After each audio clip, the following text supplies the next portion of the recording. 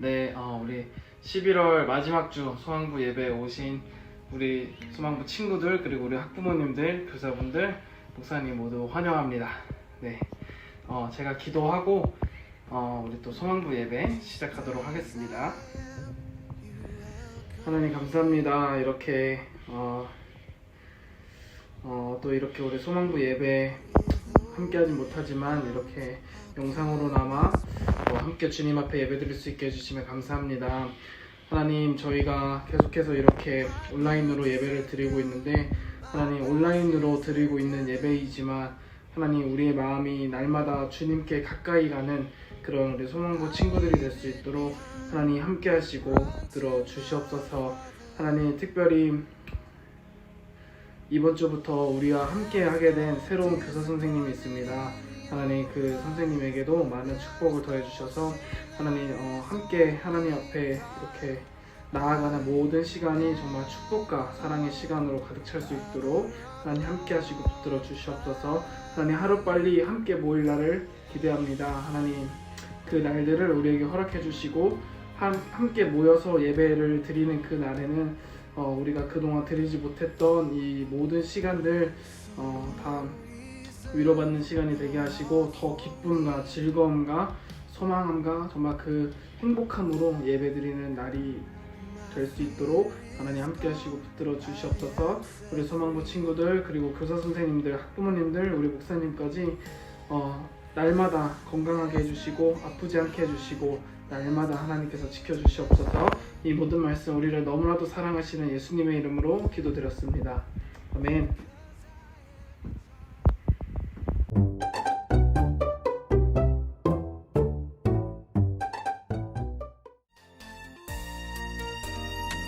아름다운 마음들이 모여서 주의 은혜 나누며 할렐루야. 예수님을 따라 사랑해야지.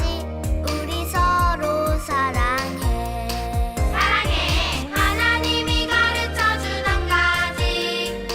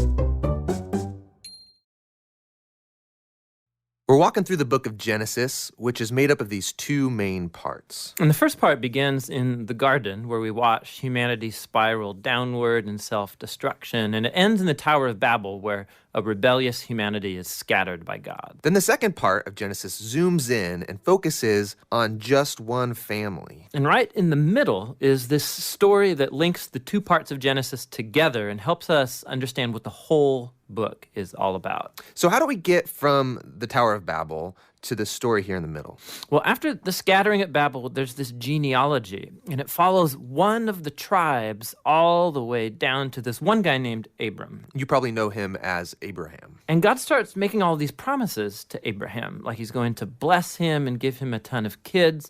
And he says that through him and his family, all the nations of the earth are now going to find God's blessing.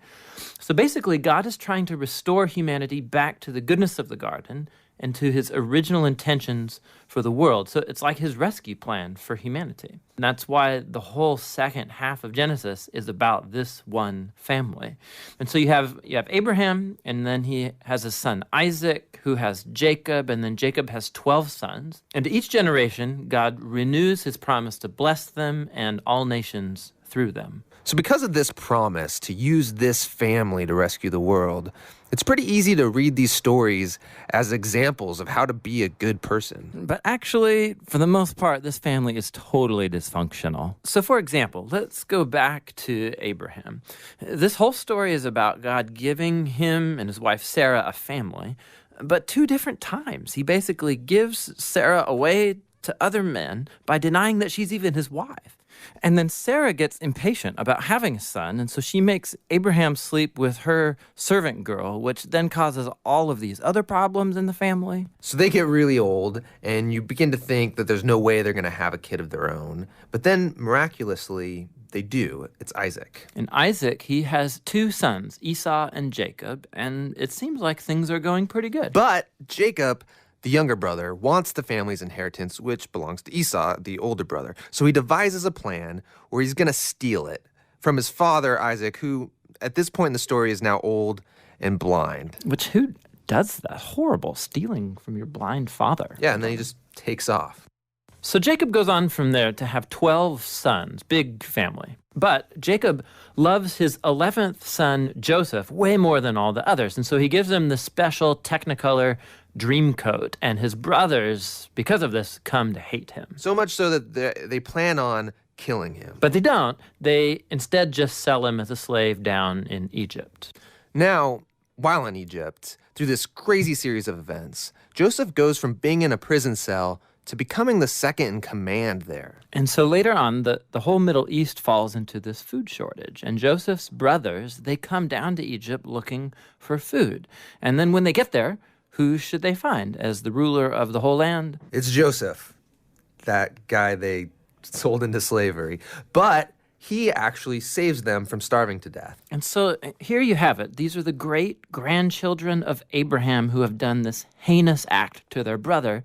But God has transformed their evil into something good. And that's exactly what Joseph says here in the last paragraph of the entire book. He says, you guys planned all of this for evil, but God planned it for good, to save people's lives. Now, these words, they conclude the book because they actually summarize the message of the whole story so far. Humans keep choosing evil, and we are thinking they're screwing up God's plan, but he keeps turning their evil back into good. And somehow, he's going to use this family to restore humanity back to the garden. So that's the book of Genesis. But we still don't know how exactly he's going to use this family to bring us back to the garden. Well, yeah, but this is just the first book, so that's what the rest of the Bible sets out to answer. The first half of the book of Exodus tells the story of ancient Israel being rescued from slavery. And when people say the Exodus story, those are the chapters they're referring to.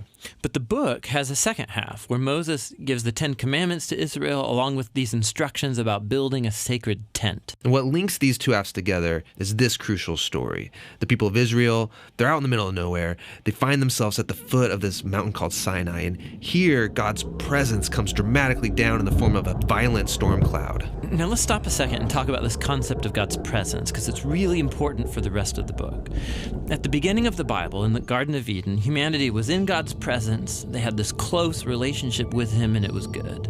But humanity rebels, and the relationship is fractured, and access to God's presence is lost. But God promised Abraham that he would restore his blessing to all of the nations, and that includes this restoration of relationship and access to God's presence. So here at Sinai, God's presence is now right here in front of them, and it's actually quite frightening. And he's here to invite Israel into this unique and close relationship with him. And the word used to describe this relationship is covenant. It's like a legal agreement between God and Israel. And it's unique because up till now, God hasn't asked Israel to do anything in return, just to trust him. But here on this mountain, God is going to ask Israel to do something. A lot of things, actually. He gives them a whole set of laws. It includes the 10 Commandments. And if they obey these commandments, they will become the people who will represent God to the nations of the world. Like a priest would. Yeah, in fact, that's what God calls them to become, a kingdom of priests. And this is all connected back to the promise to Abraham that his family would become a blessing to the nations. Okay, but obeying these laws is going to be difficult because there's a lot of them, and they set a really high standard. Though if you think about it, I mean, of anybody in the world who should be able to do it, I mean, it's these people who experienced firsthand God's grace and his power when he rescued them from slavery. And they agree to obey the terms, but then they refuse to go into God's presence because it's still a bit frightening. And since the people won't go up, Moses goes up to the mountain by himself to meet with God. But God still wants to be with all of his people. And so he says, okay, if the people won't come up here to me, I'll come down off this mountain to be with you all. And that's why he orders Moses to build this elaborate tent as a place where God's presence can be among his people. And that's why the next thing we get is 7 chapters of extremely detailed architectural blueprints for this tent. It's really, really long. But every detail is important and has some kind of symbolic value. For example, there's all this Garden of Eden imagery inside the tent. And it's to remind you that when you're in the tent, you are in God's presence. Then we get another 6 chapters describing how they built the tent, which is really just repeating the same blueprints word for word. Now let's back up, because before the tent is finished, there's this super important story. Moses is coming off the mountain with the 10 Commandments and the blueprints in his hands, and he finds Israel breaking the first 2 commands of the covenant. Don't have any other gods before me, and don't worship idol statues. Right, and so here we are. Immediately after agreeing to the covenant, they're throwing this ritual party. They're worshiping an idol. And so God says to Moses, you know what? This is not going to work. I should just wipe these people out and start over with you. But Moses reminds God of his promise to Abraham and pleads with God to spare them, which is a really weird conversation. Why would God need to be reminded of something? Yeah, it does seem odd, but this dialogue is inviting us into God's experience of grief and pain due to Israel's actions. And he really could walk away. But instead, this God chooses faithfulness to his own promises, even though he knows it's going to cost him. So we come to the end of the book. The tabernacle's built, God's presence comes down off the mountain to fill it, and in the final scene, Moses goes to enter the tabernacle to be in God's presence. But he can't. He's actually not able to go inside, and that's how the book ends. Why can't he go in? That was the whole point. So when Israel worshipped the golden calf, it was like a slap in the face to God's faithfulness. And so Moses can't just waltz into the tent like everything's just fine. There's a deeper problem still in this relationship. Will they ever be able to fix the relationship and go into God's presence? Well, that's what the next book, Leviticus, is all about.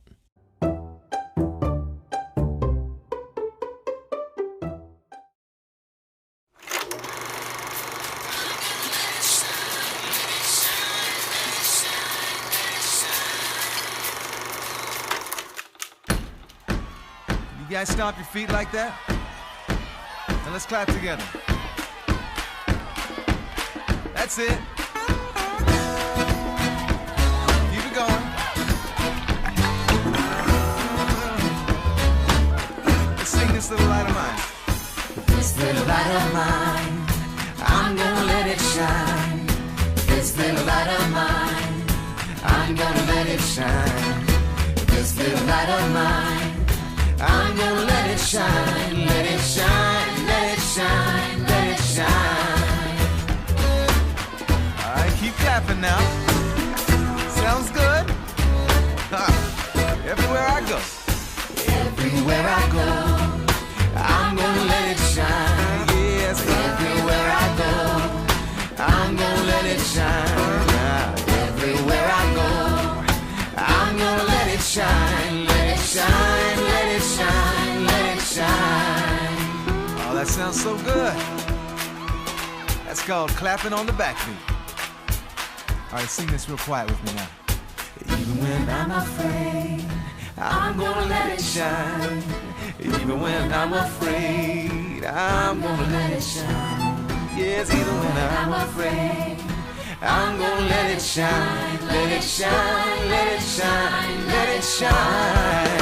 Oh, this little light of mine, I'm gonna let it shine. This little light of mine, oh, I'm gonna let it shine. This little light of mine, I'm gonna let it shine. Let it shine, let it shine, let it shine. Oh, let it shine, let it shine, let it shine. Oh, let it shine, let it shine, let it shine.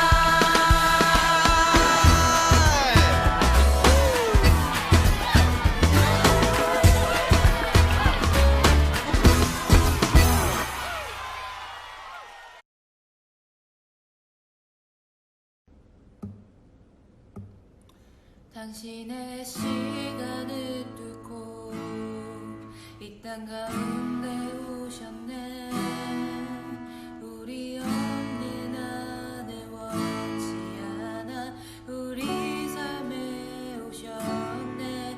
자신의 평안 버리고 우리에게 평안 주셨네. 가장 낮은 자의 모습으로 우리 삶에 오셨네.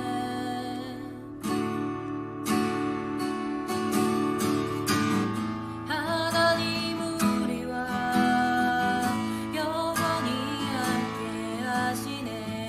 꿈 없는 우리의 그 나라 보여주시네. 연약한 자들의 친구가 되어주시고 힘없는 우리의 인생을 위로하시네. 예수 이곳에 우리와 함께 영원히. 예수 이곳에 우리와 함께 영원히.